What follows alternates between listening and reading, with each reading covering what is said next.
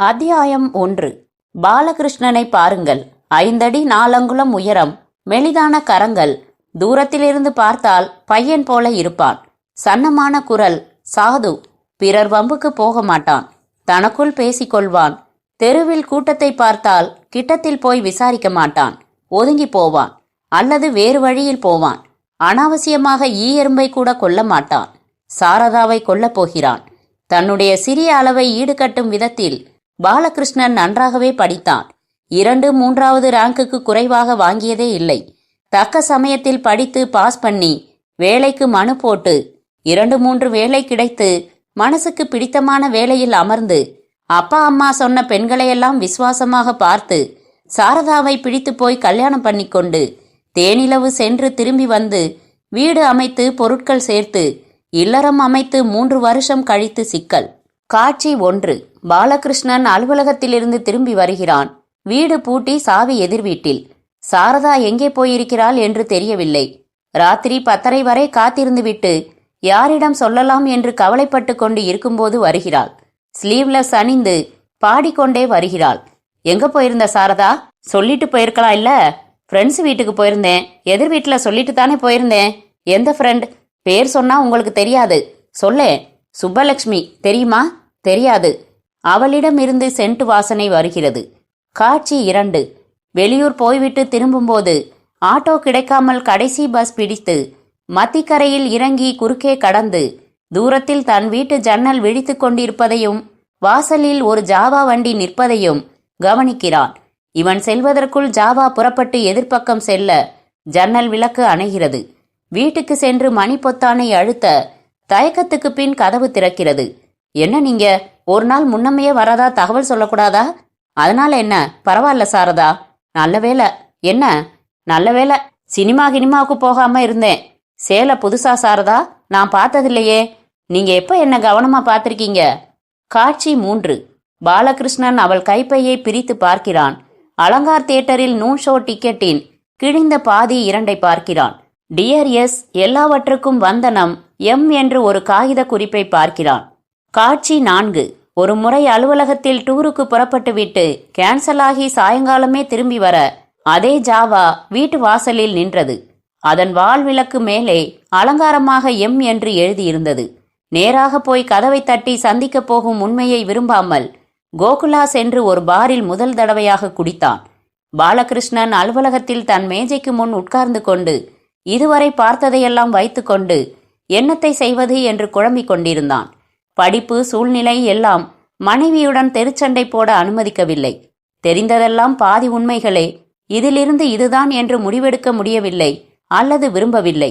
கோழை நடுத்தர வர்க்க இந்திய குடும்பத்தில் இம்மாதிரி நடக்கவே நடக்காது என்று தலையை மண்ணுக்குள் புதைத்து கொண்டாலும் சங்கடமாக இருந்தது. மேல்மட்டத்தில் அல்லது கீழ்மட்டத்தில்தான் இவையெல்லாம் நடக்கும். கீழ்மட்டம் என்றால் தலைமுடியை பிடித்து தெருவுக்கு இழுத்து வந்து அக்கம்பக்கத்திலோ பஞ்சாயத்திலோ நியாயம் கேட்பர். மேல்மட்டத்தில் நாசூக்காக வக்கீலை வைத்து டிவோர்ஸ் கேட்பர். சம்பவங்களை கோர்த்து பார்த்தால் சோரமில்லாத வேறு வியாக்கியானம் கிடைக்கலாம் என்று எண்ணினான். கேட்க தைரியம் வரவில்லை. அந்தரங்க நண்பர்கள் யாரும் அவனுக்கு இல்லை. ஒரே நட்பு சாரதாதான். பிரச்சனையே சாரதாதான். இவன் 2ம் கெட்டான். யோசித்து பார்த்தால் சாரதா அழகானவள் என்றுதான் சொல்ல வேண்டும். பாலகிருஷ்ணனை விட சற்று உயரம், ஸ்லீவ்லெஸ் ரவிக்கை அணிந்து கரும்பச்சையில் லேசாக ஜரிகை போட்ட புடவையில் வசீகரித்தாள். முகத்தின் அமைப்பால் அல்ல, அங்க லட்சணங்கள் ஒத்துழைத்ததால் சில ஆண்களுக்கு அவள் நிச்சயம் கவர்ச்சிகரமாக தெரியக்கூடும். 3 வருஷம் தினமும் அவளையே பார்த்து கொண்டிருப்பதாலோ என்னவோ அவளுடைய சாத்தியங்கள் அவனுக்கு தெரியவில்லை. ஒரு பெண்ணை முழுமையாக அறிந்து கொள்வதற்கு 3 வருஷம் போதாது. கடந்த காலமெல்லாம் அவள் சொல்லித்தான் தெரியும். அப்பா அம்மா பார்த்து விசாரித்துத்தான் கல்யாணம் ஏற்பாடு பண்ணினார்கள். எல்லாவற்றையும் விசாரிக்க முடியுமா? மனம், சாரதாவின் மனமே, உனக்குள் என்ன இருட்டுக்களை, என்ன ரகசியங்களை வைத்திருக்கிறாய்? ஆபீஸ் போகலையா? இல்ல, வேற வேலை இருந்தது. ஏன்? இல்ல, டிஃபன் எல்லாம் கட்டி கொடுத்தனே. உடம்பு சரியில்லையா? இல்லையே, சரியாத்தானே இருக்கேன். அருகில் வந்து கழுத்தை தொட்டு பார்த்து, ஜுரம் இல்லையே என்றாள். இல்ல. என் மேல ஏதாவது கோபமா? ஏன் உம்முன்னு இருக்கீங்க? ஒண்ணுமில்ல. ஏதாவது இருந்தா சொல்லிடுங்க. மனசுல ஒன்னையும் வச்சுக்க வேணாம். இதுதான் சரியான சமயம். கேட்டுவிடு. சாரதா, ஒன்னு கேட்கணும். கேள், தயங்காதே, கேட்டுவிடு. அலங்கார்ல படம் ரொம்ப நாளா ஓடுறதே, போலாமா? இப்படியா ஆரம்பிப்பது? போலாமே. நீ பார்க்கலையே? என்ன சொல்றீங்க? உங்களை விட்டுட்டு தனியா சினிமா பாப்பேனா? என்னங்க பேசுறீங்க? இல்ல ஃப்ரெண்ட்ஸு கூட ஏதாவது? ஏன் இப்படி கேக்குறீங்க? புரியவே இல்லையே. புரியலன்னா விட்டுரு. ஜாவா மோட்டார் சைக்கிள் தெரியுமா? கண்களில் அதிர்ச்சியை எதிர்பார்த்தேன். இல்லை, தேர்ந்த நடிகை. மோட்டார் சைக்கிளா? பேரெல்லாம் தெரியாது. பக்கத்து கான்ட்ராக்ட்காரர் வச்சிருக்காரு ஒன்று. ஏன்? நானும் ஜாவா ஒன்று வாங்கலாம்னு இருக்கேன். நானும்னா என்னங்க சொல்றீங்க? நிஜமாவே ஏதோ உளறீங்க. சாரதா, அடிக்கடி நம்ம வீட்டுக்கு ஜாவாவில் வரவன் யாரு? அன்னைக்கு யார் கூட சினிமாவுக்கு போன? இந்த லெட்டர் எழுதினவன் யாரு? இப்படி நேராக அழுத்தமாக கேட்பதற்கு பதில் ஒண்ணுமில்ல, விடு என்றான். சாரதா அவனை வினோதமாக பார்த்து மறுமுறை அவன் நெற்றியில் கை வைத்து பார்க்க முயன்றபோது ஆத்திரத்துடன் தள்ளினான். கோபம் போலிருக்கு. கோச்சுக்கிட்டா கோச்சுக்கங்களேன், எனக்கு என்ன போச்சு என்று எழுந்து உள்ளே போனாள். கேட்டிருக்கலாம். ஏன் கேட்கவில்லை? பாலகிருஷ்ணனின் கோழைத்தனம்தான். தயக்கம் அவன் ஜீன்களிலேயே இருக்கிறது. பொய்க்கோட்டையை இத்தனை சீக்கிரம் கலைக்க விருப்பமின்றி தன்னைத்தானே இன்னமும் எண்ணங்களால் வருத்தி கொள்ளும் உத்தேசம்தான். ஆபீஸில் சுபா ஒரு கடிதத்தில் கையெழுத்து வாங்க உள்ளே வந்தபோது பாலகிருஷ்ணன் தனக்குள்ளே கொஞ்சம் உறக்கவே பேசிக் கொண்டிருந்தான். சுபா தயங்கினாள், நிமிர்ந்தான். அந்த செயலில் மாட்டிக்கொண்டதில் அவனுக்கு கோபம் வந்தது. வாட் இஸ் இட் என்று அதட்டினான். லெட்டர்ல சைன் பண்ணணும். எல்லாம் காலையில பார்த்துக்கலாம். Don't disturb me now. Sorry என்று அவள் விலகியதும் கண்ணாடிக்கு வெளியே சிரிப்பு கேட்டது. Subha, will you please come என்றான் இன்டர்காமில். டிக்டேஷன் நோட்டு புத்தகத்துடன் அவள் உள்ளே வர, உனக்கு சிரித்து விளையாட வேண்டும் என்றால் ஆபீஸில் வைத்துக் கொள்ளாதே. அரை நாள் லீவு போட்டுவிட்டு வீட்டுக்கு போய் எத்தனை வேண்டுமானாலும் சிரித்துக் கொள்ளலாம். அண்டர்ஸ்டாண்ட்? சுபா முகத்தை சோகமாக வைத்துக்கொண்டு சாரி என்றாள். Sorry is a dirty word. Anything else sir? Nothing. You may go now. மறுபடியும் கண்ணாடிக்கு வெளியே சிரித்தாள் என்று தோன்றியது. அத்தியாயம் 2. 3 வருஷங்களை நுட்பமாக எண்ணி பார்த்தான். அறிகுறிகள் ஏதாவது இருந்தனவா? ஏழை குடும்பத்தில் 4 பெண்களில் மூத்தவள். பாலகிருஷ்ணன் அப்பா அம்மாவுடன் தங்க முடியாமல் பெங்களூருக்கு மாற்றலாகி வந்துவிட்டாலும் மாமியார் மாமனாரை பற்றி தாழ்த்தி பேச மாட்டாள். நல்ல வேலையில் இருப்பதே ஆணுக்கு தனிப்பட்ட தகுதியையும் கல்யாண அருகதையையும், ஏன் அழகையும் கூட கொடுக்கிறது. பணக்கார பெண்ணாக இருந்தால் இன்னும் சிவப்பாக அழகாக அவளுக்கு கணவன் கிடைத்திருப்பான். தெருவில் அவளுடன் நடந்து போகும்போது எதிரே செல்பவர்கள் சாரதாவை கரைப்பட்ட நோக்கத்துடன் பார்ப்பதை பெருமையாகவே எண்ணிக்கொண்டிருந்திருக்கிறான். தனக்காக வென்று மற்றவரை ஈர்க்கும் மனைவி சாரதா பல்வேறு அலங்காரங்கள் செய்து கொள்வதையும் ரசித்திருக்கிறான். ட்ரெஸ்ஸிங் டேபிள் முன் உள்பாவாடை ரவிக்கையில் நிற்பவளை நிதானமாக ரசித்து அப்படியே அணைத்து கொண்டிருக்கிறான். ஆனால் 5 வருஷங்களுக்கு குழந்தை பெற்றுக்கொள்ள இஷ்டமில்லை என்று சொன்னாள். அதனால் அவள் வேண்டாம் என்றால் கட்டாயப்படுத்தியதில்லை. தற்செயலாகத்தான் அவள் மாத்திரை சாப்பிடுகிறாள் என்பது தெரிந்தது. அதிகம் பேச மாட்டாள். பெற்றோரிடமிருந்து வரும் கடிதங்களை காட்ட மாட்டாள். சம்பளத்திலிருந்து வீட்டு செலவுக்கு தரும் பணத்தை எப்படி செலவு செய்கிறாள் என்று கணக்கு கேட்பதில்லை. எதிர்பாராமல் புதிய ட்ரெஸ் அணிந்து கொண்டிருக்கும் போது இது ஏது என்று கேட்டால் வாங்கினேன் என்பாள். அதற்கு மேல் கேட்டதில்லை. கொடுத்த காசில் மிச்சம் பிடித்து வாங்கியிருப்பாள் என்பதை நிச்சயமாக நம்பினான். இப்போது நினைத்து பார்க்கும்போது கொடுத்த பணத்துக்கு அதிகமாகவே அவள் அலங்கார சாதனங்களை சேகரித்து வைத்திருப்பதாகப்பட்டது. தனியாக ஊருக்கு போக தயங்க மாட்டாள். எனக்கு என்ன பயம்? தாலியை பார்த்தா யார் கிட்ட வரப்போறாங்க? நான் என்ன அப்படி அழகாவா இருக்கேன்? ஆபீஸ் நண்பர்கள் வந்தால் நன்றாக வரவேற்பாள். பாலகிருஷ்ணன் உள்ளே போகும்போது கூட அவர்களுடன் ஹாலில் சரளமாக பேசிக்கொண்டிருப்பாள். மார்பில் புடவை அடிக்கடி நழுவினாலும் திருத்திக் கொள்ள அவசரப்பட மாட்டாள். அண்டை வீட்டில் இருக்கும் காலேஜ் மாணவர்கள் பெயரெல்லாம் தெரியும். அறிகுறிகள் இருந்திருக்கின்றன. சுபாவத்திலேயே அவளுக்கு ஆண் சல்லாபம் பிடித்து வந்திருக்கிறது. மற்றவர்கள் தன்னை பார்ப்பதில் பெருமை இருந்திருக்கிறது. இருந்தும் சாரதா துரோகம் செய்வாள் என்பதை அவனால் ஏற்றுக்கொள்ள முடியவில்லை. இதெல்லாம் அவள் சுபாவமே தவிர கல்யாணம் என்கிற வலுவான இழையை துண்டிக்கும் அளவுக்கு அவளுக்கு தைரியம் இருக்காது. கணவனை விட்டால் அவளுக்கு வேறு அந்தஸ்து ஏதும் கிடையாது. அதை கலைக்க மாட்டாள். மோட்டார் சைக்கிளில் வருபவன் சும்மா பேசிக்கொண்டிருக்கத்தான் வந்திருக்கிறான். இன்றைய நாகரிக வெளிச்சத்தில் இதில் ஏதும் தப்பில்லைதான். நான் சுபாவுடன் பேசுவதில்லையா? அவன் யார், என்ன சிநேகிதம் என்று தெரிந்து கொள்ளாமல் கற்பனைகள் செய்து கொள்ள வேண்டாம். பார்க்கலாம். 2 நாட்களில் தெரிந்துவிட்டது. லே அவுட்டில் பக்கத்து குறுக்கு தெருவில் அவர்கள் வீட்டுக்கு பின்புறம் காலி மனையில் அஸ்திவாரம் போட்டு புதுசாக வீடு கட்டி கொண்டிருக்கிறார்கள். காலை கனவில் மோட்டார் சைக்கிள் சத்தம் கேட்டு எழுந்து வாசலில் போய் எட்டி பார்த்தால் அந்த ஜாவா வீட்டு வாசலில் நிற்பது தெரிந்தது. வெயில் கண்ணாடியை கழற்றாமல் தன் ஹெல்மெட்டை கையில் வைத்துக்கொண்டு கதவை பார்ப்பவனை கவனித்தான். இவனை பார்த்ததும் லேசாக புன்னகைத்ததற்கு பதில் அளிக்கவில்லை. வாயிற்கதவை தட்டும் முன் திறந்தான். Hi, you must be Balakrishnan. நாம சந்திச்சதில்ல, மஞ்சுநாத் என்று கை நீட்டினான். பாலகிருஷ்ணன் கை குலுக்காமல் என்ன வேணும் உங்களுக்கு என்றான். இதற்குள் சாரதா வந்துவிட்டாள். வாங்க மஞ்சு. ஏங்க, இவர்தான் மஞ்சு, பின்பக்கத்து மனையில வீடு கட்டுற கான்ட்ராக்டர். மஞ்சு, இவர்தான் என் ஹஸ்பண்ட். தெரியும், அறிமுகம் ஆயிடுச்சு. பாலகிருஷ்ணன் பேசாமல் இருக்க சாரதா உட்காருங்க, காஃபி கொண்டு வரேன் என்றாள். வேண்டாம், உங்களுக்கு தேங்க்ஸ் சொல்லத்தான் வந்தேன். நாளையில இருந்து இன்ஸ்பெக்ட் பண்ண மாமா வருவாரு. ரயில்வேல புதுசா ஒரு சைட்டிங் கான்ட்ராக்ட் எடுத்திருக்கேன், அதனால கொஞ்ச நாளைக்கு வர முடியாது. சாரதா, கார்டிகன் அளவு சரியா இருந்ததா? ஓ. பாலகிருஷ்ணனை பார்த்து மஞ்சு டில்லில இருந்து ஃப்ரெண்ட்ஸ் கிட்ட சொல்லி ஒரு கார்டிகன் வாங்கி வந்தார் எனக்கு என்றாள். சாருக்கு கூட ஒரு ஸ்வெட்டர் சொல்லிடுறேனே, என்ன சைஸ்? ஸ்வெட்டர் இருக்கு, பேசிக்கிட்டு இருங்க, காஃபி கொண்டு வரேன் என்று உள்ளே போனாள். பாலகிருஷ்ணன் அவனை பார்த்தான். சாரதாவை விட வயது குறைந்தவனாகத்தான் இருப்பான். நெற்றிக்கு குறுக்கே லேசான வெட்டுக்காய வடு இருந்தாலும் அதனால் முகத்துக்கு உக்கிரம் ஏற்படவில்லை. பெரிய நெற்றி, தலைமுடி எண்ணெய் பசை இல்லாமல் ஷாம்புவால் அலைந்தது. அவனிடமிருந்து லேசாக வெளிப்பட்ட சென்ட் வாசனை பரிச்சயமானதாக இருந்தது. பற்களை காட்ட தயங்குவான் போல இருந்தது. மீசையை மிகவும் கவனமாக அமைப்புக்கு கொண்டு வந்திருந்தான். உடல் கட்டாக இருந்தது, இளமை. மிஸ்ஸஸ் பாலகிருஷ்ணன் ரொம்ப உதவிங்க. ரூஃப் காஸ்டிங் போது தண்ணி நிறைய வேண்டியிருந்தது. மற்ற வீட்டுக்காரங்க கொடுக்க மறுத்துட்டாங்க.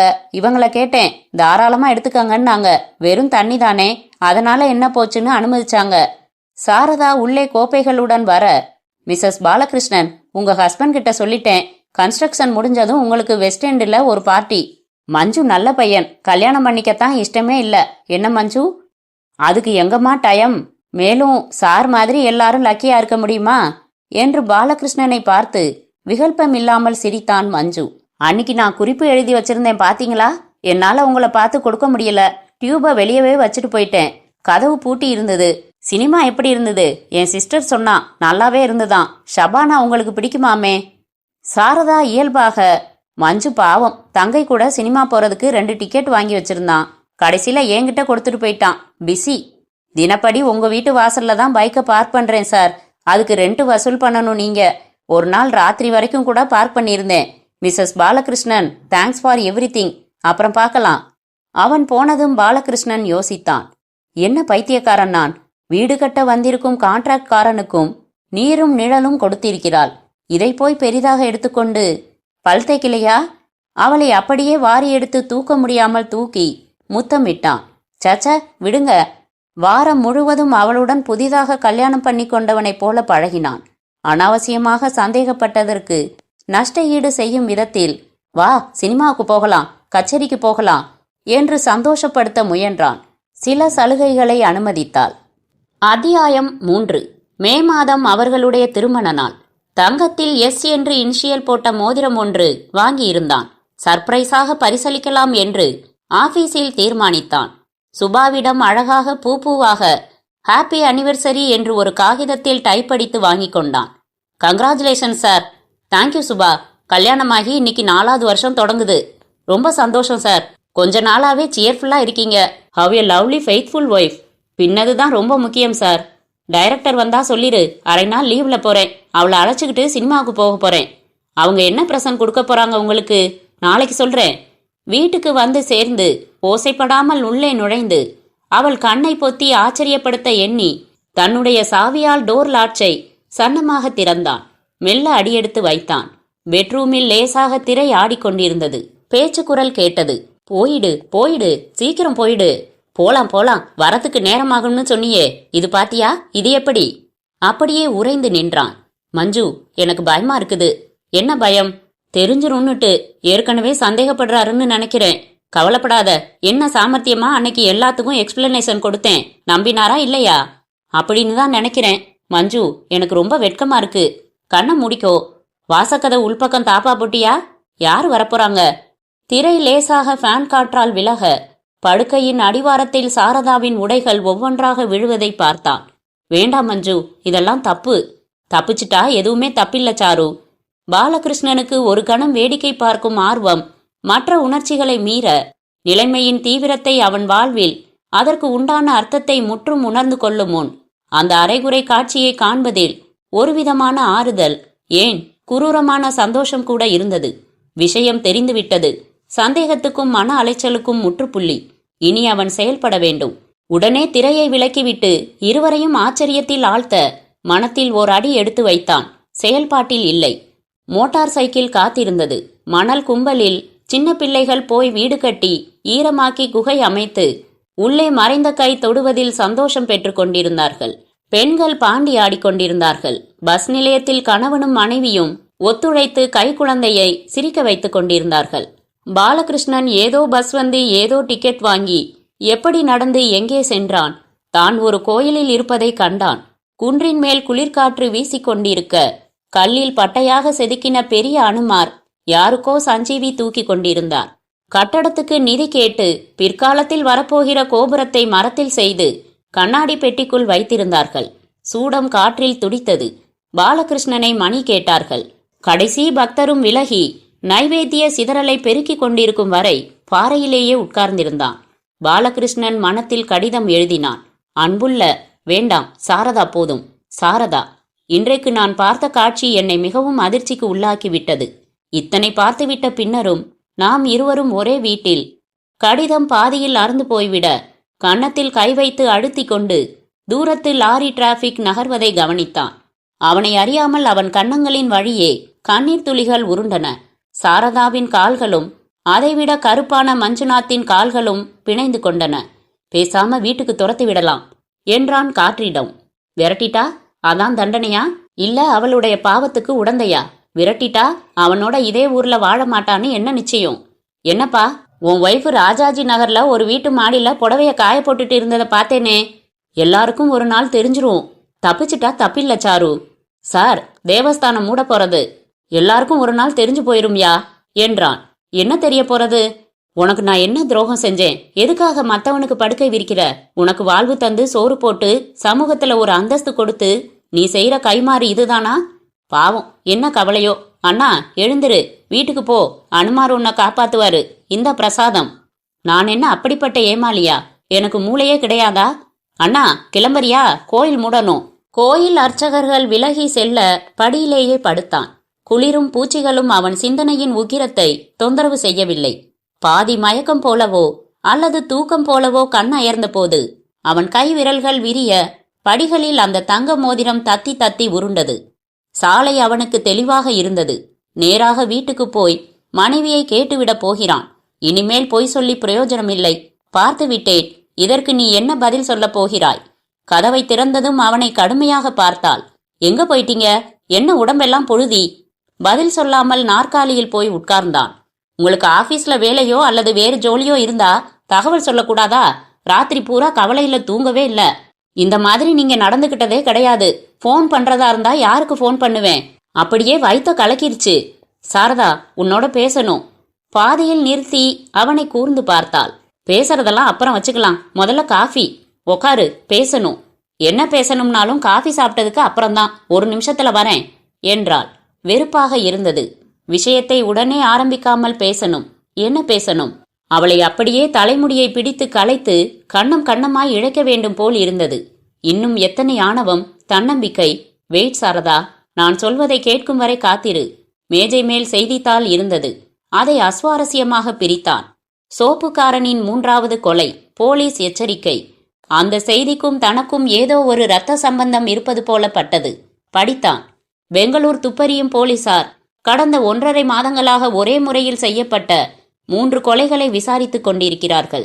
கொலை செய்யப்பட்டவர்கள் 3வரும் மணமான நடுத்தர வயது பெண்கள். 3வரும் கழுத்து நெரிக்கப்பட்டு கொலை செய்யப்பட்டிருக்கிறார்கள். கொலை செய்தவன் பொருள் லாபத்துக்கு செய்தவனாக தெரியவில்லை. அடுத்தடுத்து செய்யப்பட்ட 3 கொலைகளிலும் ஒரு குண்டூசி கூட காணாமல் போகவில்லை. பரிதாபத்துக்குரிய அந்த மனைவிகளிடம் முதல் பரிச்சயத்தில் அவன் சாமர்த்தியம் காட்டியிருக்கிறான்.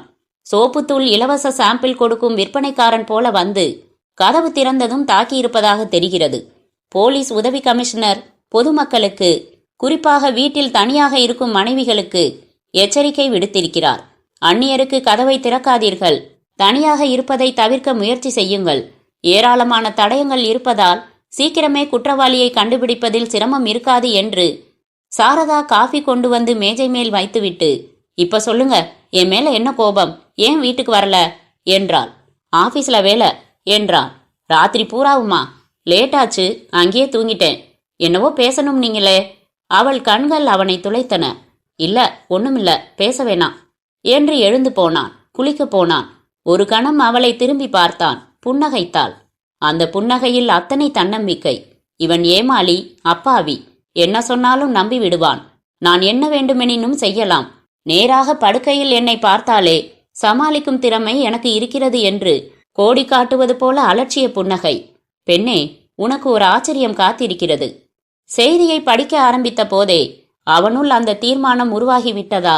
தக்க சமயத்தில் அந்த செய்தி எப்படி வந்து முளைத்தது? ஏதோ விதி போல, ஞானோதயம் போல பாலகிருஷ்ணனுக்கு தெளிவாகிவிட்டது. மரணம், அதுதான் தண்டனை. அவளை நான் கொல்லப் போகிறேன். அதற்கு உபாயம் கிடைத்துவிட்டது. சோப்புக்காரனின் 4வது கொலை. அவளை கேட்டு பொய் சொல்லி இழுத்தடித்து சந்தி சிரித்து கோர்ட்டுக்கு போய் விவாகரத்து வாங்கி இம்மாதிரி இழுபறிக்கு பதிலாக முளையிலேயே கொய்து விடலாம். சுலபம், சுபம். 1.5 மாத செய்தித்தாள்களை எல்லாம் சேகரித்து அந்த வினோத குற்றவாளியை தொடர்ந்தான். முதல் செய்தி, ஹவுஸ் ஒய்ஃப் ப்ரூட்டலி மர்டர் என்பது பிப்ரவரி 26ஆம் தேதி வந்திருந்தது. சாந்தம்மா 2வது மாடி பிளாட்டில் இறந்திருக்கிறாள். வாசல் கதவு திறந்தவளிடம் ஒரு சோப்புத்தூள் டப்பாவை கொடுத்துவிட்டு வாயிற்படியிலேயே அவள் மண்டையில் தாக்கப்படுகிறாள். சோப்புத்தூள் கம்பெனிக்காரர்கள் அவ்வாறு எந்தவிதமான திட்டமும் இல்லை. யாரையும் அம்மாதிரி வீட்டுக்கு வீடு இலவச சாம்பிள்கள் கொடுக்க அனுப்பவில்லை. எங்கள் சோப்புத்தூளுக்கு இந்த மாதிரி விளம்பரங்கள் எல்லாம் தேவையில்லை என்று அறிவிக்கிறார்கள்.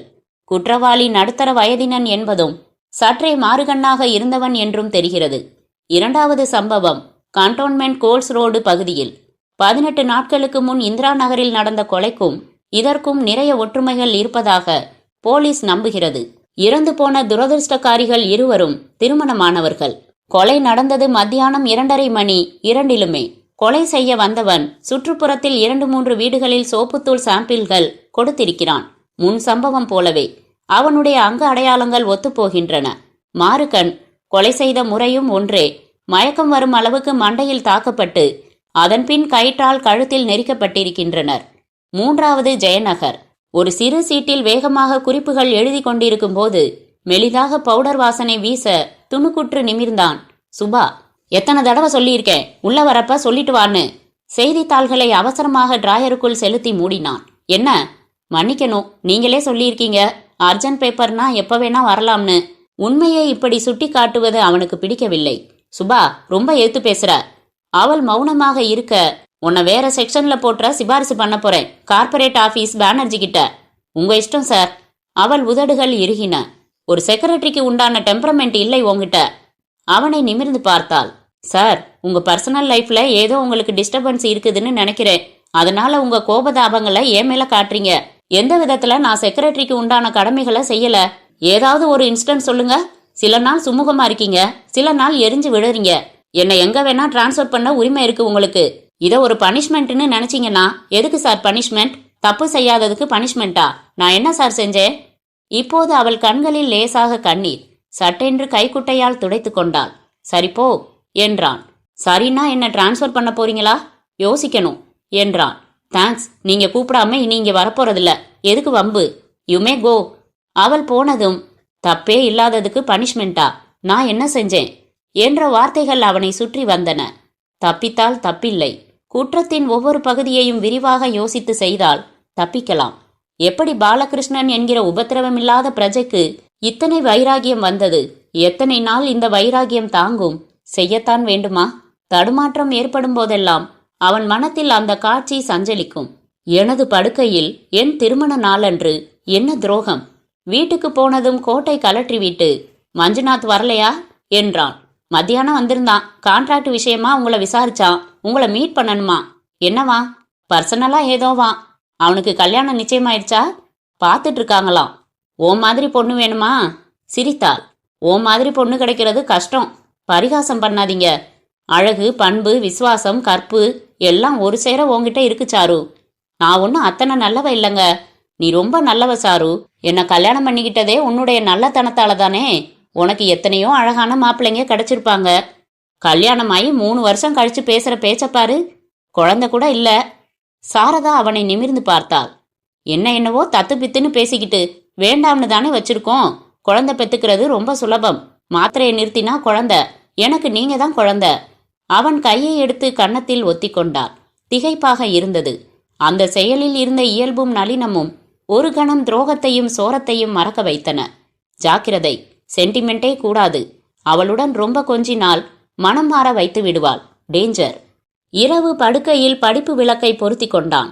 வீட்டு வேலைகளை முடித்துவிட்டு கவுன் அணிந்து கொண்டு அருகில் அவனுடன் ஒட்டி உரசி கொண்டு படுத்தாள். பாலகிருஷ்ணன் புத்தகத்தில் ஆழ்ந்தான். பரிவுடன் அவள் கழுத்தை தடவினான்.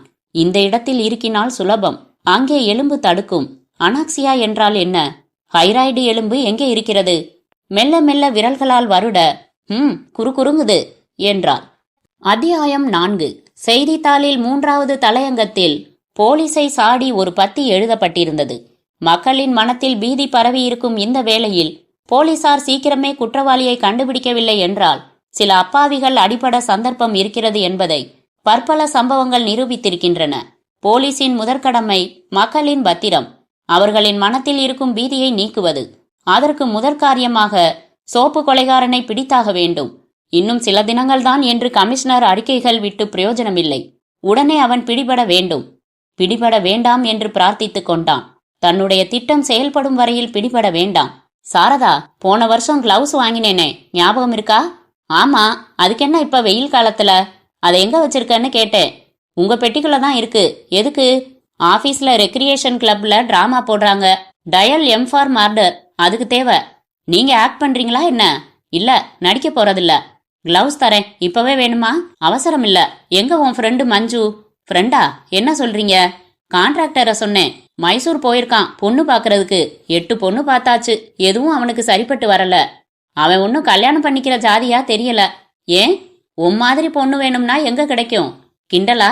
சாச்சா, சீரியஸ். உன் மாதிரி பொண்ணு கிடப்பாளா? ரொம்ப ரேர். சாரதா, நான் ரொம்ப அதிர்ஷ்டம் பண்ணுவேன் என்று அவளை மார்புடன் சேர்த்து அணைத்து கொண்டான்.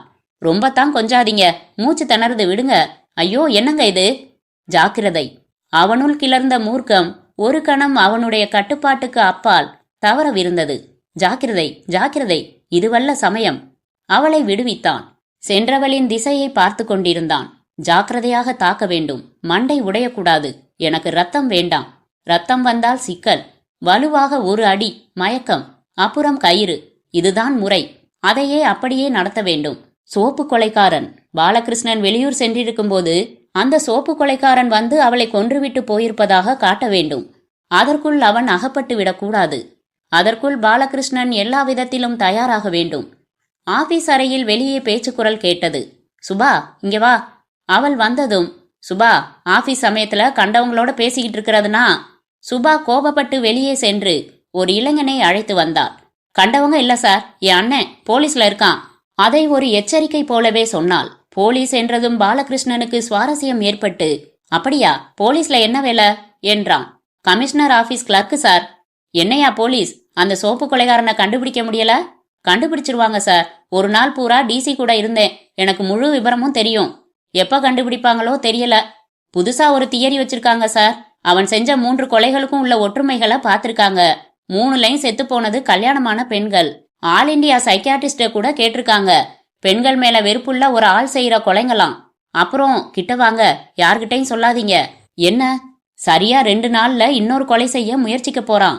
இது புரளி ஆயிடும்னு யார்கிட்டையும் சொல்ல வேணாம்னு சொல்லியிருக்காரு. இவர்கிட்ட சொல்லிட்டியாண்ணா? இவர் நம்பாலு, தங்கமானவரு. விஷயத்த பரப்பாத இருந்தீங்கன்னா மேற்கொண்டு சொல்றேன். இல்ல, சொல்லுங்க. ஒரு கொலைக்கும் மற்றொரு கொலைக்கும் உண்டான இடைவெளியில ஒரு பேட்டர்ன் இருக்கிறத கவனிச்சிருக்காங்க. சரியா 18 நாள் கொலை செய்ய தேர்ந்தெடுத்த இடங்கள்லயும் ஒரு பேட்டர்ன் இருக்கு. என்னென்னவோ தியரி, ஹேபிட்டுங்கிறாங்க. அடுத்த கொலை நார்த் பெங்களூர்ல நடந்தாலும் நடக்குங்கிறாங்க. அதாவது உங்க ஏரியால. கிரேசி என்று சிரித்தான் பாலகிருஷ்ணன். ஆளே கிரேசியா இருந்தா இந்த மாதிரி குழுவெல்லாம் கொடுத்துக்கிட்டே போவானா. அதனால உங்க ஏரியாவுல நடந்தாலும் நடக்கும். ஜாக்கிரதையாவே இருங்க. தேங்க்ஸ். வீடு வீடா இன்ஸ்ட்ரக்ஷன் கொடுத்துக்கிட்டே போறாங்க. வீட்டை அதிகப்படுத்த போறாங்க. பிடிச்சிருவாங்க. அவன் பணக்கார பையனா இருக்கலாமா? வயசு, இடது கை பழக்கம் எல்லாம் கண்டுபிடிச்சிருக்காங்க. It's a matter of days. இடது கை உபயோகிக்க வேண்டுமா என்ன? அப்ப 2 நாள்ல எங்க பேட்டையில கொலை விழலாம்ங்கிறீங்க? ஆமா சார். என்ன சிரிக்கிறீங்க? அதுக்குள்ள கண்டுபிடிச்சிட்டா சிரமம் இல்ல. ஆனா ஆளு ரொம்ப பாச்சா காட்டுறானே. எத்தனை பேரை விசாரிச்சிருக்காங்க தெரியுமா? 700 பேர் கிட்டத்தட்ட. இந்த மாதிரி மேசிவ் மேன்ஹேண்ட் பார்த்திருக்க மாட்டீங்க. சீக்கிரமே முடிஞ்சிட்டா நிம்மதியா தூங்க முடியும். வரட்டுமா? 2 நாள். அதற்குள் என்ன செய்வது? டைரக்டரிடம் டெலிபோன் மூலம் அப்பாயின்மெண்ட் வாங்கி கொண்டு அவர் அறைக்கு வெளியே காத்திருந்து உள்ளே போனதும் அவர், உன்னை நானே கூப்பிடணும்னு இருந்தேன், மைசூர் போய் வரியா என்றார். எப்ப சார் என்றான் ஆச்சரியத்தை சமாளிக்க முடியாமல். எப்ப நீ ரெடியோ அப்ப. விக்ராந்த்ல இன்சூரன்ஸ் கிளைம் இழுத்து அடிக்குது. இன்சூரன்ஸ் கம்பெனிக்காரங்க பிடிவாதமா இருக்காங்க. சர்வே பார்ட்டி வரப்ப நீயும் இருக்கிறது நல்லது. சரி சார், உடனே போறேன்.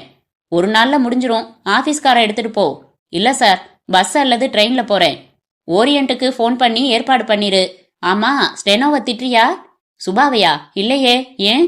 அட்மின்ல இருந்து ரிப்போர்ட் வந்தது. அந்த பொண்ணு ரொம்ப குறைப்பட்டுக்குச்சான். எரிஞ்சு விழறியான். வீட்டுல ஏதாவது தகராறா? வீட்டுல தகராறுனா ஆபீஸ்ல அது உன்னை பாதிக்கிற மாதிரி விடக்கூடாது. நானே கவனிச்சிருக்கேன். உன் அவுட்புட் சில வேளைகள்ல பிரில்லியன்ட், சில சமயம் நாசம்.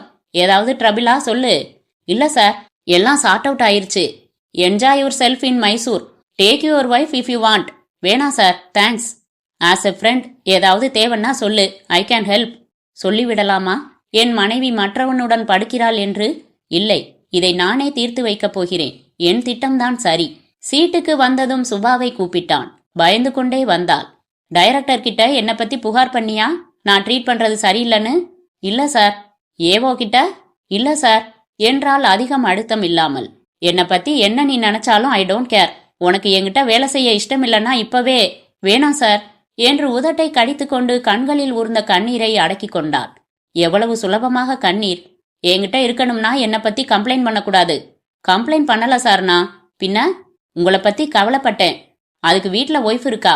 அந்த மாதிரி கவலை இல்ல சார். கொஞ்ச நாளாவே நீங்க ஒரு மாதிரி ப்ரெடிக்ட் பண்ண முடியாத மூடுல இருக்கீங்க. கோச்சுக்காதீங்க. எப்ப எரிஞ்சு விழுவீங்க, எப்ப சாதாரணமா இருப்பீங்கன்னு சொல்லவே முடியறதில்ல. கொஞ்ச நாளாவா? ஆமா, முன்பெல்லாம் இதுக்கு கோவிப்பீங்க, இதுக்கு கோவிக்க மாட்டீங்கன்னு தீர்மானமா தெரிஞ்சுக்க முடிஞ்சது. இப்ப காரணமே இல்லாம கோபம். ஏன் சார்? மௌனமாக இருந்தான்.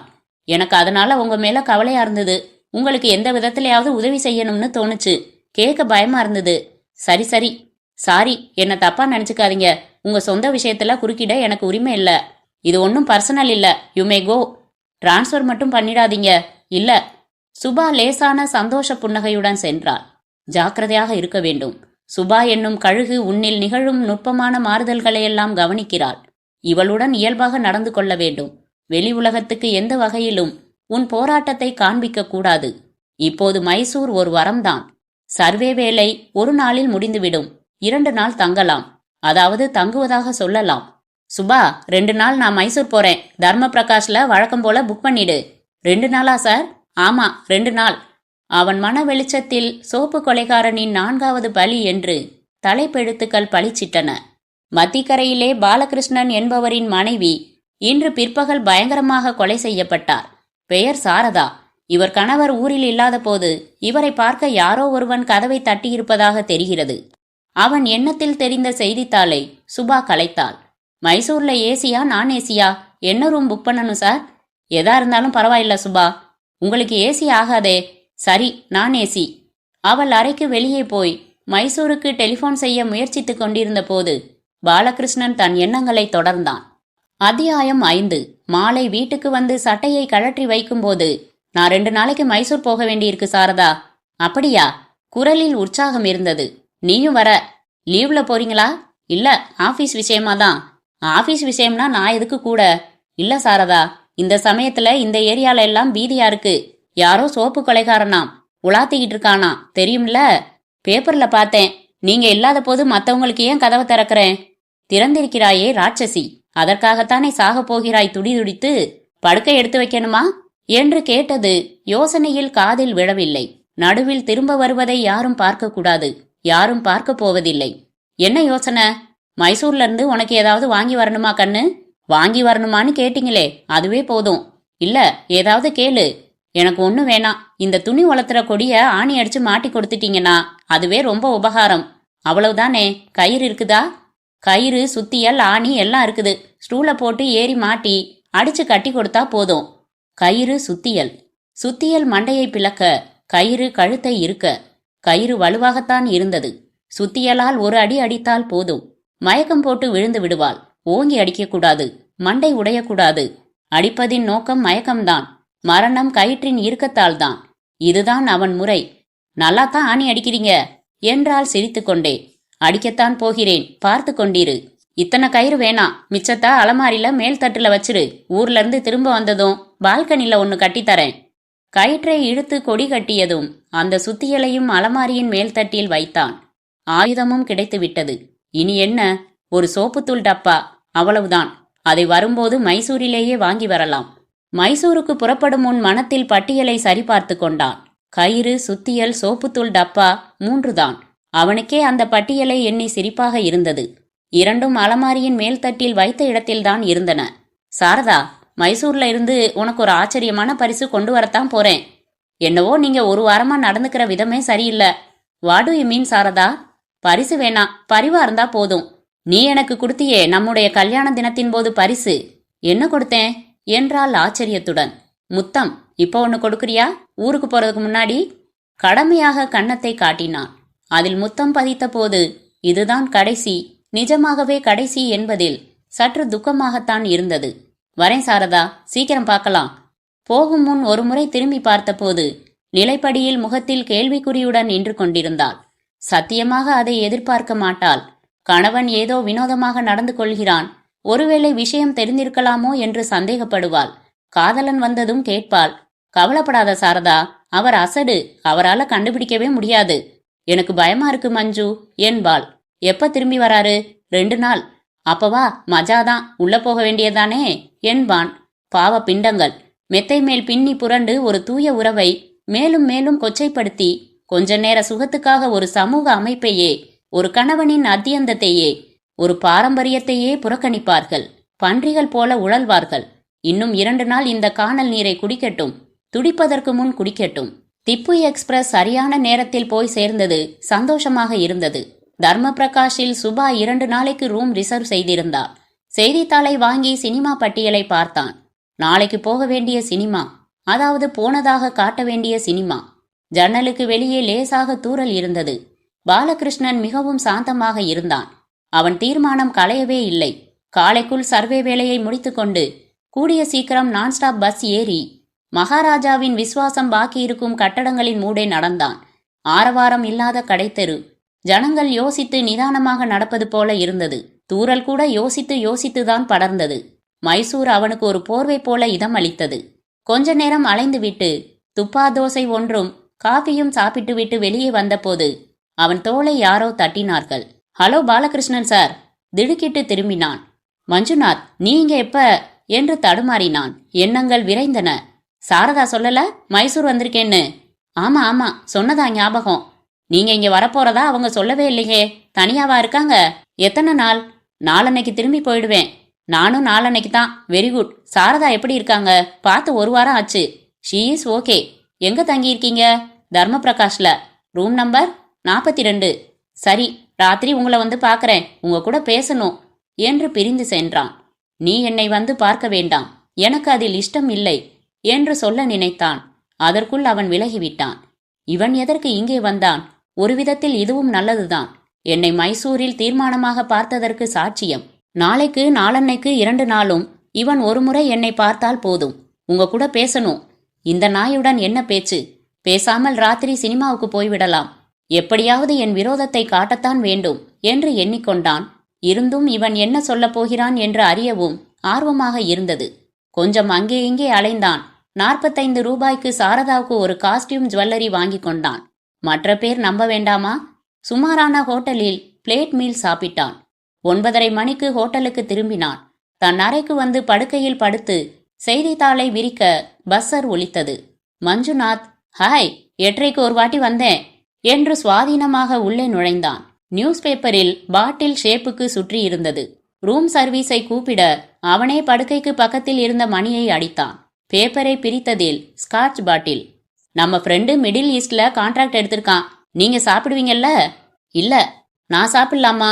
OS, no objection. 2 பாட்டில் சோடாவும் கிரவுண்ட் நட்ஸும் கொண்டு வாப்பா என்றான் ரூம் சர்வீஸ் ஆளிடம்.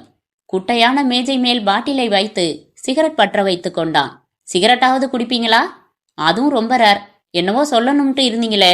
சார், கோவால தஸ்தூர்ல உங்க கம்பெனிக்கு கான்டாக்ட்ஸ் உண்டா? உண்டு. ஏன்? அவங்க ஒரு மிடில் ஈஸ்ட் கான்ட்ராக்டருக்கு இன்டர்வியூ கூப்பிட்டுருக்காங்க. உங்களுக்கு யாரையாவது தெரியுமா? எனக்கு ஒருத்தரையும் தெரியாதுப்பா.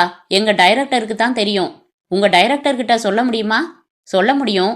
ஆனா எதுக்கு சொல்லணும்? என்ன சார், எனக்காக நீங்க? உன்னை பத்தி நிஜமாவே தெரியாதேப்பா. என்னை பத்தி சாரதா கிட்ட கேளுங்க. எவ்வளவு நல்ல பையன்னு சொல்லுவாங்க. பார்க்கலாம். பாலகிருஷ்ணனுக்குள் உள்ளம் கொதித்தது. என் மனைவியுடன் படுத்துவிட்டு என்னிடமே வேலைக்கு சிபாரிசு கேட்கிறான். என் அறையில் வந்து நான் இவனை வரவேற்று கடலை கொட்டை கொடுத்து கொண்டிருக்கிறேன். இந்த நிமிஷமே இவன் கழுத்தை நெரித்தால் என்ன? லேசாக சோடா ஊற்றிக்கொண்டு முதல் சிப்புக்கு அப்புறம் கொஞ்சம் இருமிவிட்டு, பாருங்க சார், ஒரு நண்பனுக்காக, sure you don't want some என்று பாட்டிலை காட்டினான். எல்லாத்தையும் நானே சாப்பிட விரும்பல. மெல்ல மெல்ல இரண்டாவது உள்ளே போனது. பாலகிருஷ்ணன் சார், நீங்க என் உயிர் சிநேகிதர். நீங்க ஒன்னு சாப்பிட்டே ஆகணும் ப்ளீஸ் என்றான். வேணாப்பா, பழக்கமில்ல. Your wife Balakrishnan sir is beautiful என்றான். மூன்றாவதில், அவங்க மாதிரி ஒரு மனைவி கிடைக்கிறதுக்கு நீங்க கொடுத்து வச்சிருக்கணும். உங்க மேல என்ன மரியாதை, என்ன அன்பு தெரியுமோ அவங்களுக்கு. அப்படியா? She is a GeM. எனக்கு மேரேஜ் ஆகல. நிறைய பெண்களை பார்த்துட்டேன். ஒருத்தியும் பிடிக்கல. ஒருத்தரும் உங்க மனைவி மாதிரி அத்தனை அழகா இல்ல இன்னைய தேதிக்கு. அப்புறம் தீர்மானிச்சுட்டேன், கல்யாணமே பண்ணிக்க போறதில்லன்னு. எதுக்கு கல்யாணம்? வேணும்னா அது ஃப்ரீயா கிடைக்குது. முதல்ல கெரியர். கான்ட்ராக்ட்ல ஒரு வருஷத்துல 40,000 50,000 பண்றேன். டாக்ஸ் கட்டுறதில்ல, நோ டாக்ஸ். ஆனா ஒரு வருஷத்துல 3 லட்சம் பண்ணலாம். 4 லட்சம் இங்க இல்ல, சவுதியில. ஆனா விசா கிடைக்கிறது கஷ்டம். தஸ்தூர் கான்ட்ராக்ட் கிடைச்சா அவங்களே எல்லாம் பார்த்துப்பாங்க. எனக்கு கரியர் முக்கியம்.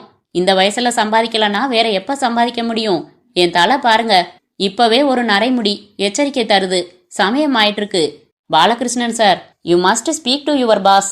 உங்க ஒய்ஃப் கிட்ட என்னை பத்தி கேட்டு பாருங்க. நான் எத்தனை நல்லவன்னு சொல்லுவாங்க. Sharada is beautiful. You are lucky. நாளைக்கு நான் உங்களுக்கு லலித் மஹல் பேலஸ்ல பார்ட்டி தரேன். Sure you don't want a drink? அப்போது முழு போதையில் லேசாக கப்பல் போல ஆடிக்கொண்டிருந்தான்.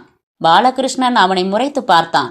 இத பார் மஞ்சுநாத், எனக்கு எல்லாம் தெரியும் என்றான். அவன் புன்னகை செய்து, வெரி குட். உங்களுக்கு எப்பவுமே நிறைய தெரியும்னு எனக்கு தெரியும். You are beautiful. Your wife is pretty. I envy you. உன் நிஜ சொரூபம் தெரிஞ்சதால நான் உனக்கு ஹெல்ப் பண்ணவே மாட்டேன் என்றான். நிஜ சொரூபம்? பாலகிருஷ்ணன் சார், யாருக்குமே நிஜ சொரூபம் கிடையாது. எல்லாம் பொய். என் பிரின்சிபல் லைஃப்ல என்னன்னா, என்ஜாய் யுவர் செல்ஃப். தப்பிச்சா தப்பில்ல. அதான் என் பிலாசபி. கமான், இப்பவே போலாம் வாங்க. இங்க இருக்கிற பிராஸ் எல்லாம் எனக்கு தெரியும். காந்தாமணி, ராதாமணி, ரமாமணி எல்லாம் மணியாவே இருப்பாளுங்க. வாங்க போலாம். Let's paint the down red. நான் சாரதா கிட்ட சொல்ல மாட்டேன். வாங்க வாங்க போலாம். Let's enjoy. கம். பார்க்காத வரைக்கும் பாவம் இல்ல. இல்லப்பா, நான் வரல, நீ போ. கம். சாரதா கிட்ட சொல்ல மாட்டேன். Come. Sarada is beautiful but in Bangalore. வாங்க போலாம். அப்படி ஒரு சரக்கு காட்டுறேன், நின்னு விளையாடும். Better then your wife. பாலகிருஷ்ணனை அழைத்து போக வேண்டியது அவசியம் போல அருகில் வந்து கையை பிடித்து இழுக்க, பாலகிருஷ்ணன் அவனை கொஞ்சம் தள்ள படக்கென்று பின்பக்கமாக விழுந்தான். படுக்கையில் பாதியும் அந்தரத்தில் பாதியுமாக விழுந்தவன் போதை ஆக்கிரமிக்கப்பட்டு அப்படியே கிடந்தான். தூங்கி போனான். பாலகிருஷ்ணன் அவனை கண்கொட்டாமல் பார்த்தான். இவனை இங்கேயே கொன்றுவிட்டால் என்ன? இங்கும் அங்கும் தேடினான். கயிறு கயிறு, ஸ்ட்ராங்குலேஷன் தான் சரி. அதை பற்றித்தான் நிறைய படித்திருக்கிறான். கயிறு, ச, அந்த கயிறை கொண்டு வந்திருக்க வேண்டும். அண்டர்வேர் நாடா கயிறு போதுமா? கழுத்து தடிப்பாக இருக்கிறது. கத்தியால் குத்த விருப்பமில்லை. இங்கேயே கிடக்கட்டும். கடை திறந்திருக்குமா? ஆயுதம் வாங்கி வரலாமா? இல்லை, பாட்டிலை உடைத்து கூர்மையான ஆயுதம் பண்ணிக்கொண்டு தப்பித்தால் தப்பில்லை. என்ன ஒரு பைத்தியக்காரன் நான்! இவனை இப்போது இங்கே கொன்றால் எவ்வளவு சுலபமாக அகப்பட்டுக் கொள்வேன். அறை என் பெயரில் இருக்கிறது. இவன் என்னை சந்திக்க வந்ததை பார்த்திருக்கிற சிப்பந்திகள் இருக்கின்றனர். ச, பாலகிருஷ்ணன், உன் முக்கிய குறிக்கோளிலிருந்து விலகாதே. அவனை இழுத்து தரையில் கிடத்தினான். உடனே புரண்டு குரட்டை ஒலியுடன் தூங்க ஆரம்பித்து விட்டான். ரூம் சர்வீஸ் பையன் வந்து மௌனமாக பாட்டில்களையும் டம்ளர்களையும் காலி சோடா புட்டிகளையும் விளக்க, பாலகிருஷ்ணன் தன்னை போல ஏமாளி யாராவது உலகத்தில் இருக்க முடியுமா என்று யோசித்தான். ஏன் தைரியமில்லாமல் இருக்கிறேன்? ஏன் அவன் குடிக்கும் வரை காத்திருக்கிறேன்? ஏன் பழிச்சென்று, அடை பாதகா, உன்னை பிடிக்கவில்லை, ஒழிந்து போ என்று அவனை துரத்தாமல் அவனை என் அறையில் கூட்டி வைத்து பேசிக்கொண்டு இஷ்டத்துக்கு அவனுக்கு படுக்க இடமும் அளித்திருக்கிறேன். இந்த தாட்சண்யம்தான் என் குறை. இதைத்தான் அவர்கள் யாவரும் உபயோகித்துக் கொள்கிறார்கள் போலும். இந்த சமரச வாழ்வு போதும். நாளையிலிருந்து நான் வேறு விதமானவன்.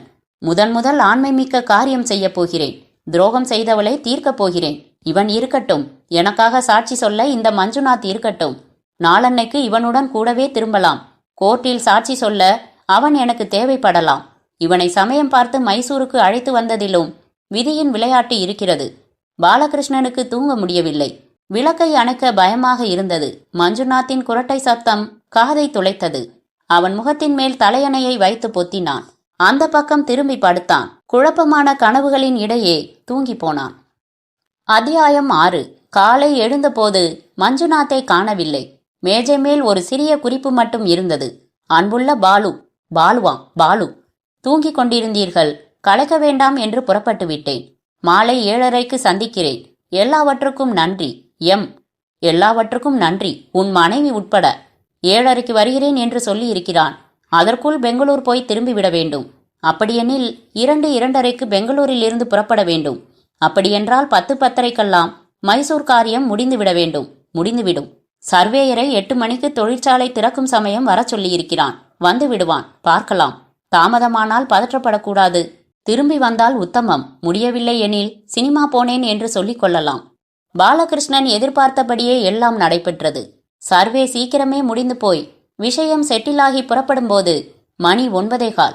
பஸ் நிலையத்துக்கு போனதுமே அவனுக்காக காத்திருந்தது போல ஒரு பஸ் கிடைத்தது. பஸ்ஸில் ஏறுவதற்கு முன் ஒரு சோப்புத்தூள் டப்பா வாங்கி வைத்து கொண்டான். பஸ்ஸில் யாராவது தெரிந்தவர்கள் இருந்துவிடப் போகிறார்களோ என்று கவலைப்பட்டான். ஒரு வயதான அம்மாவை பார்த்த முகமாக இருந்தது. எங்கே என்று தெரியவில்லை. அவள் இவனை ஒருமுறை ஏறிட்டு பார்த்துவிட்டு முகத்தை திருப்பிக் கொண்டாள். பரிச்சயம் காட்டும் வகையில் பார்வை தயங்கவில்லை. முன் சீட்டில் போய் உட்கார்ந்து கொண்டான். பஸ் புறப்பட்டு வேகம் பிடித்து ஜன்னல் காற்று முகத்தில் வீச ஏன் இந்த பிரயாணம் என்று யோசித்தான். சுருங்க சொல்ல போனால் பொண்டாட்டியை கொல்வதற்கு.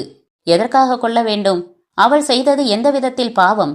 மரண தண்டனை விதிக்கும் அளவுக்கு பாவமா? ஆம், பாவம்தான். ஏன்? நம்பின ஒருத்தனை ஏமாற்றியதற்காக, கணவன் மனைவி என்ற உறவின் புனிதத்தையே மாசுபடுத்தியதற்காக. இந்த மாதிரி துரோகம் செய்துவிட்டு தப்பித்து விட்டால் சமூகத்தின் அடிப்படை அஸ்திவாரமே கலைந்து போகிறது. மிருகங்களுக்கும் நமக்கும் அப்புறம் என்ன வித்தியாசம்? அன்றைக்கு பார்த்த காட்சி அவன் மனத்தில் ஆறாத காயத்தை ஏற்படுத்திவிட்டது. திரை லேசாக ஃபேன் காற்றில் ஆடுகிறது. படுக்கையின் அடிவாரத்தில் சாரதாவின் உடைகள் ஒவ்வொன்றாக விழுகின்றன.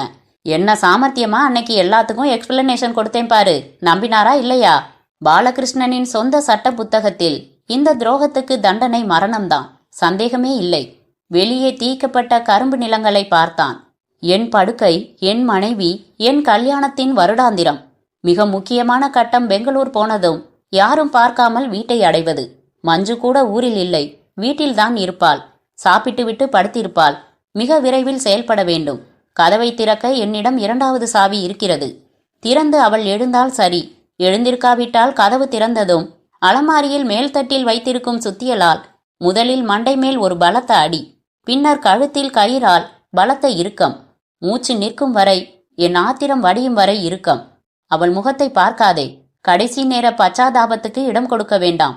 அவளிடம் சொல்லிவிட்டு கொலை செய்யலாம் என்கிற யோசனையை கைவிட்டு விட்டான்.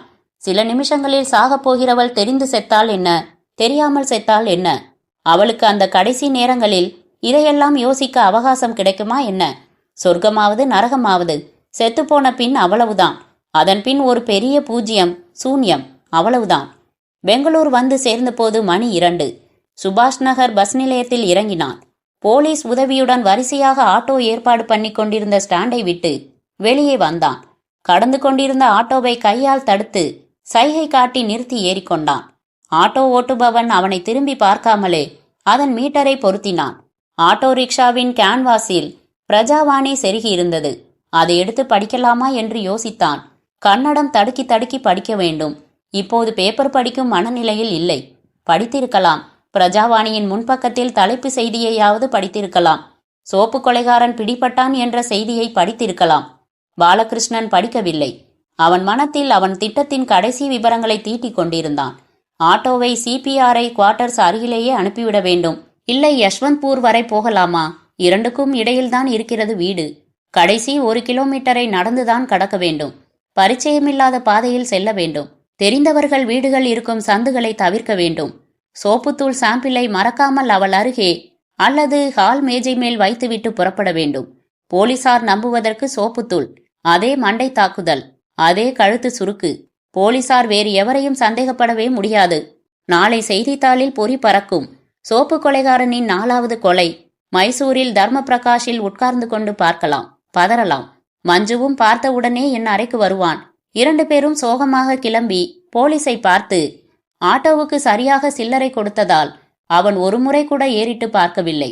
அவன் இறங்கிய இடத்தையும் வீட்டையும் சம்பந்தப்படுத்தவே முடியாது. மணி பார்த்தான், மெல்ல நடந்தான்.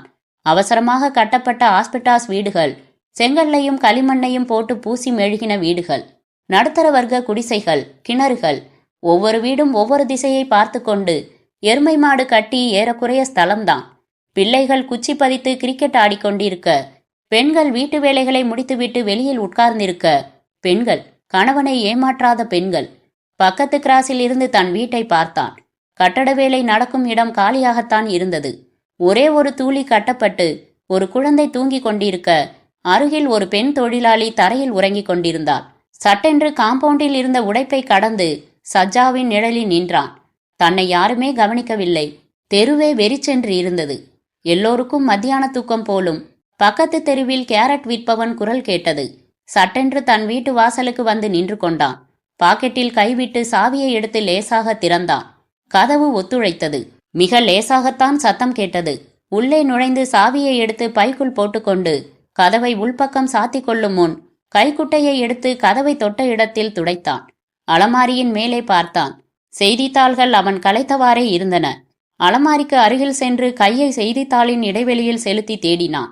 முதலில் கயிறு அகப்பட்டது, பின்னர் சுத்தியல். பதற்றமே இல்லாமல் இருந்தான். படுக்கை அறையின் திரை லேசாக ஆடியது. உள்ளே ஃபேனின் மெலிதான சத்தம் கேட்டது. தூங்குகிறாள். கயிறை தன் தோளில் போட்டுக்கொண்டு சுத்தியலை பதம் பார்த்தான். சோப்பு டப்பாவை கைக்குட்டையால் துடைத்து மேஜை மேல் வைத்தான். மெதுவாக படுக்கை அறையை அணுகினான். படுக்கையின் நடு மையத்தில் சுகமாக தூங்கிக் கொண்டிருந்தாள். மெலிதாக குரட்டை சத்தம் கேட்டது. வாய் சற்றே திறந்திருந்தது. வாயோரத்தில் லேசாக எச்சில் தெரிந்தது. சுவாசத்துக்கு ஏற்ப மார்பு ஏறி இறங்குகிறது. இடையோடு புடவை ஒட்டி இருக்க பாலகிருஷ்ணன் தன் கையில் இருந்த ஆயுதத்தை சரிபார்த்து அவள் மண்டைக்கு மேல் பிடித்து ஓங்கி. 4 நாட்களாக பாலகிருஷ்ணன் தன் அறையிலேயே உட்கார்ந்திருந்தான். மாலை நேரம். ஆபீஸ் முடிந்து எல்லோரும் விலகி போய்விட்டார்கள். வெளியே பெங்களூர் இன்று மழை என்று திடீர் தீர்மானம் செய்திருந்தது. அவசர மேகங்கள் சூழ்ந்து கொள்ள அகாலமாக இருட்டாகி இருந்தது. பாலகிருஷ்ணன் இருட்டை பொருட்படுத்தாமல் கன்னத்தில் கை வைத்துக் கொண்டு ஒரே திசையில் பார்த்து கொண்டு உட்கார்ந்திருந்தான். அவன் கண்களின் கீழ் கரிய நிழல் தெரிந்தது. குளிக்கவில்லை. முகத்தில் 4 நாள் தாடி. சுபா உள்ளே வந்து அவனை நிதானமாக பார்த்தாள். சார், ஆபீஸ் மூடணும். பேச்சில்லை. சார். நிமிர்ந்தான். அவளை அந்நியன் போல பார்த்தான். ஆபீஸ் மூடணும். நான் முடிக்கிறேன், நீ போ. வீட்டுக்கு போகலியா? வீட்ல என்ன இருக்கு? அவனை மறுபடி ஆழ்ந்து பார்த்தாள். சரி, good night sir. Good night Subha. Sir. என்ன? உங்களுக்கு எந்த வகையிலாவது ஆறுதலா இருக்க முடியும்னா நான் தயார். உங்களை 4 நாளா பார்த்துக்கிட்டே வரேன். பரிதாபமா இருக்கு சார். நீங்க ஏதோ சொல்ல விரும்புறீங்க, என்கிட்ட சொல்லலாம். நான் யாருக்கிட்டையும் சொல்ல மாட்டேன். என்ன நம்பலாம். சில வேளையில சில துக்கங்களை, கவலைகளை யார்கிட்டையாவது சொல்லிட்டா ஆறுதல் கிடைக்கும். அந்த விதத்துல என்ன நீங்க உங்க நலன்ல அக்கறை உள்ள ஃப்ரெண்டு மாதிரி ட்ரீட் பண்ண இஷ்டம் இருந்தா சொல்லலாம். பாலகிருஷ்ணன் அவளை முழுவதும் நிமிர்ந்து மேலும் கீழும் பார்த்தான். அவள் தன் மேலாடையை தேவையில்லாமல் சரி செய்து கொண்டாள். தேங்க்ஸ் சுபா, எனக்கு யாரும் வேண்டாம். Sorry sir, good night. Office கதவை சாத்தி பூட்டிட்டு செக்யூரிட்டி கிட்ட சாவி கொடுத்துருங்க. இல்ல, நான் எங்கேயும் வெளியே போக போறதில்ல. சரி, காலையில பார்க்கலாம். வெளியே கிளம்ப இருந்தவளை சுபா என்று ஒருமுறை கூப்பிட்டான். Yes sir. உடனே போகணுமா? இல்ல, ஏன்? அவளை கண்கொட்டாமல் பார்த்தான். இதுவரை சிப்பந்தியாகத்தான் பார்த்திருக்கிறான். இந்த தனிமையான சந்தர்ப்பத்தில், இந்த குழப்ப வேளையில் அவள் ஒரு பெண்ணாக, ஆபாசக்காரியாக தோன்றினாள். சொன்னால் என்ன?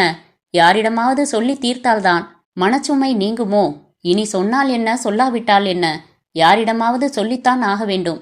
மனசுக்குள் அதை நெருப்பு துண்டு போல வைத்துக்கொண்டு அதிக காலம் ஜீவிக்க முடியாது. கொழுந்து விடுகிறது. துப்பித்தான் ஆக வேண்டும். ஒரு பெண்ணின் துரோகத்தை எனக்கு புரிய வைக்க மற்றொரு பெண் தான் வேண்டும். அவர்களுடைய லாஜிக் அவர்களுக்குத்தானே புரியும். என்ன சார் பாக்குறீங்க? உட்காரு சுபா. நாற்காலி விளிம்பில் உட்கார்ந்தாள். உடனே வீட்டுக்கு போகணுமா? இல்ல சார், நான் டிராப் பண்றேன் ஆட்டோவில். சரி, என்ன விஷயம்? நீ சொன்னதை யோசிச்சு பார்த்தேன். எனக்கு சொல்லிக்கிறதுக்கு யாரும் இல்ல. ஆபீஸ்ல என் கூட பழகின முறையில நீ ஒருத்தி தான் என் சிநேகிதம், என் உறவுன்னு கூட சொல்லலாம். அதனால உன்கிட்ட சொல்றதா தீர்மானிச்சிட்டேன். சொன்னா எனக்கு நிச்சயம் ஆறுதல் கிடைக்குமாங்கிறது சந்தேகம்தான். இருந்தாலும் சொல்லாம என்னால இருக்க முடியாது. நான் சொல்ல போறது ரொம்ப அந்தரங்கமானது. யார்கிட்டையும் சொல்ல மாட்டேன்னு உன்னை நான் நம்புறேன். சொல்ல மாட்டியே? சொல்லல. சத்தியம் பண்ணி கொடு என்று கையை நீட்டினான். கையில் அடித்தாள். பொம்பளைங்க எல்லாம் சத்தியம் செஞ்சு மீறதுல எக்ஸ்பர்ட்ஸ். எல்லாரும் அப்படி இல்ல. எனக்கும் ஒரு தீ இப்படித்தான் சத்தியம் பண்ணி கொடுத்தா. தீயை வலம் செய்து சத்தியம் பண்ணி கொடுத்தா. சுபா, சமீபத்துல நான் சித்தர் பாட்டுகளையும் கல்யாண மந்திரத்தின் அர்த்தங்களையும் நிறைய படிச்சேன். கல்யாணம், நீயும் நானும் கிழமானால் கூட ஒருத்தரை ஒருத்தர் பிரியாதபடி உன் கைய பிடிச்சேன். பரஸ்பரம் ருசியுள்ளவர்களாகவும் நல்ல மனம் உள்ளவர்களாகவும் இருப்போம். மனமும் உடலும் ஒருத்தருக்கொருத்தர் விசுவாசமாக இருப்போம்னு சத்தியம் வாங்கி கொண்ட கல்யாணம். உடல் மட்டும் அல்ல, மனம். சுபா, கொஞ்சம் நிதானமாவே கேளு. அப்பா அம்மா பார்த்து குலம் கோத்திரம் விசாரிச்சு எனக்கும் பிடிச்சு போய் கல்யாணம் பண்ணி கொண்ட பெண்டாட்டி எனக்கு துரோகம் செஞ்சா. சுபாவின் உதடுகள் இறுகின. ஒரு விதத்துல இந்த செய்தியை நான் எதிர்பார்த்தேன் சார். நீ அவளை பாத்திருக்கியா? இல்ல, உங்களை பாத்திருக்கேன். முதல்ல நான் நம்பவே இல்ல சுபா. இதெல்லாம் கதைகள்ல தான் நடக்கும், ஒரு மரியாதைப்பட்ட குடும்பத்துல நடக்கவே நடக்காதுன்னு தான் நினைச்சுக்கிட்டு இருந்தேன்.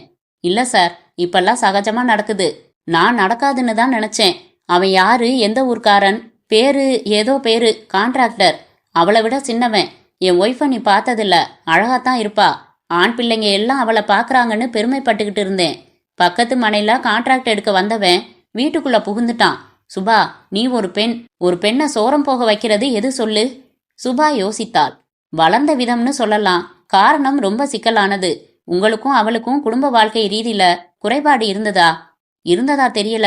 நான் கொஞ்சம் சாது, டிமி டைப். அவளுக்கு பிசிக்கலா பொருத்தம் இல்ல. ஆனா அது காரணம் இருக்காது. அவன் அடிக்கடி வர்றது, டிக்கெட் கொடுக்கறது, மோட்டார் சைக்கிளை பார்க் பண்றது, நல்லா சரளமா பேசிக்கிறது எல்லாமே தெரிஞ்சும் நான் அவளை சந்தேகப்படவும் விரும்பல. எல்லாத்துக்கும் ஒரு விதமான எக்ஸ்பிளனேஷன் எனக்கு கிடைச்சுக்கிட்டே இருந்தது. ஆனா ஒரு முறை கண்ணால பார்த்துட்டேன். சுபா, அன்னைக்கு ஒரு தங்க மோதிரம் வாங்கிட்டு போனேனே, நீ கூட வாழ்த்தெல்லாம் டைப் அடிச்சு கொடுத்தியே, ஞாபகம் இருக்கா? மை காட், உங்க வெட்டிங் அனிவர்சரி அன்னைக்கு என்னோட படுக்கையில, என் வீட்டுல, என் மனைவியோட. My God, it's something you must go through. அப்பதான் புரியும். ஒரு விதமான அருவருப்பு அமிலம் மாதிரி பொங்கிச்சு. அந்த நிமிஷமே 2 பேரையும் கடப்பாரை எடுத்து பொளந்து கட்டும்படியான ஆத்திரம் வந்தது. அதுக்கு பதிலா என்ன செஞ்சேன்? பேசாம வந்துட்டேன். என்ன போல கோழை இருக்க முடியுமா சொல்லு? நீ அன்னைக்கு என்ன கேட்டது ஞாபகம் இருக்கா? உங்க மனைவி உங்களுக்கு என்ன திருமண நாள் பரிசு கொடுக்க போறான்னு கேட்டியே, கொடுத்துட்டா. அதான் பரிசு. அந்த காட்சி, பீப் ஷோ. கேட்கணும்னு மென்று முழுங்கி தயங்கி கேட்கற வேலை வந்தபோது தற்செயலா செய்தித்தாள்ல ஒரு செய்தியை பார்த்தேன். அது என்ன திசை திருப்பிச்சு. அந்த சோப்பு கொலைகாரன் தொடர்ந்து செஞ்ச கொலைங்களை பத்தின செய்தி. ஆமா, அதுக்கும் இதுக்கும். அவனோட 4வது கொலைய நான் செய்யறதா தீர்மானிச்சேன். ஐயோ, என்ன சார் சொல்றீங்க? என்ன விபரீதம் இது? மைசூர் போறதுக்கு முன்னாடியே தீர்மானிச்சிட்டேன். மைசூர்ல இருக்கிறாப்ல பாசாங்கு, அலிவை. ஓ மை காட், மைசூர்ல யார பாக்குறேன்? மஞ்சுவ. அவனை கொன்னுட்டீங்களா அங்க? இல்ல, அப்பயாவது எனக்கு தைரியம் வந்ததா? அவனை அங்கேயே கொலை பண்ணலாமான்னு ஆத்திரம்தான் வந்தது. கொலை செய்யல. என் ரூமுக்கே வந்து கடலைய கொறிச்சுக்கிட்டு என் மனைவியை பத்தி உயர்வா பேசுறான். மிடில் ஈஸ்ட் கான்ட்ராக்ட் எடுக்க மனு போட்டிருக்கானா. தஸ்தூர் கம்பெனில டைரக்டர் மூலமா அவனுக்கு சிபாரிசு பண்ண வேண்டி என்கிட்டே கேக்குறான். என் மனைவியை எடுத்துக்கிட்டான். நான் ரொம்ப நல்லவன் சார், உங்க மனைவியை கேட்டு பாருங்கங்கிறான். சிபாரிசு கேக்குறான். என்னை விட பெரிய ஏமாளி இந்த உலகத்துல இருக்க முடியுமா சொல்லு? அவனை கொல்ல தைரியம் வரல. அவளைத்தான் எனக்குள்ள பத்திரமா பூட்டி வச்சிருந்த ஆத்திரமெல்லாம் சேர்ந்துக்க என்னை இப்படி ஏமாற்றினவளை தண்டிக்க முடிவு செஞ்சுட்டேன்.